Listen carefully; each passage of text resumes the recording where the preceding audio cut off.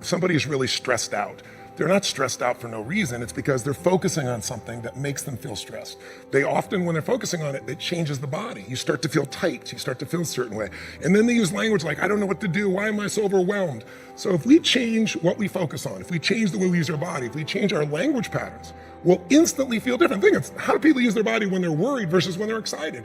If you learn to use your body first, use your focus first, you can literally change how you feel in moments, and then you develop new habits where you start to feel good all the time, and it isn't some phony fake pump up. It's literally the way you've conditioned your body. Just like being fit as an athlete, you want to be emotionally fit.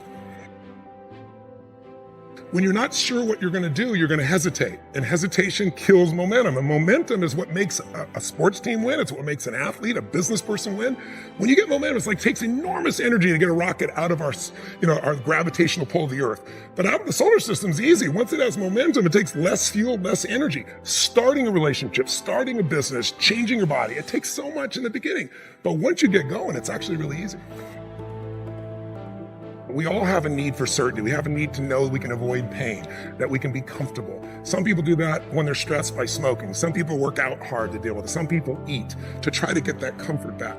If you were certain every moment of your life, you knew what people are going to do, when they're going to do it, how they're going to do it, you'd be bored out of your mind. So we also need uncertainty. If you have too much uncertainty, you freak out. If you have too little, you feel bored out of your mind. And you can get uncertainty or variety by a great conversation, by making love, by taking on a new job or a new career, a new opportunity. You get a million ways. The question is, do you meet your needs in ways that are positive or negative? Because sugar will make you feel good in the moment, but you feel good long term. Smoking a cigarette will make you comfortable and certain.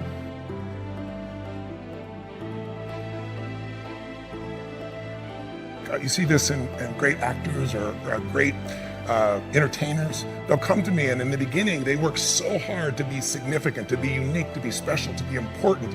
What they really wanted was love.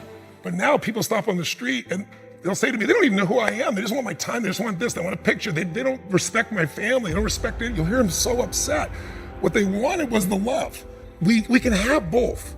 But the more significant I am, the more unique I am, the more separate I am from you. The more connected I am, then some people go, yeah, but where am I? Where am I special? So finding that balance between the two is what makes people feel alive. And we can meet all these needs in positive ways or negative ways. You can get significance by tearing other people down. Oh, they're lucky, they don't care, they took advantage of somebody. You don't know anything about them. You see people do that with famous people all the time. Why are they tearing them down? Because if I don't feel good about myself, if I can make you smaller, I look like I'm moving up. But you're not, and it doesn't work.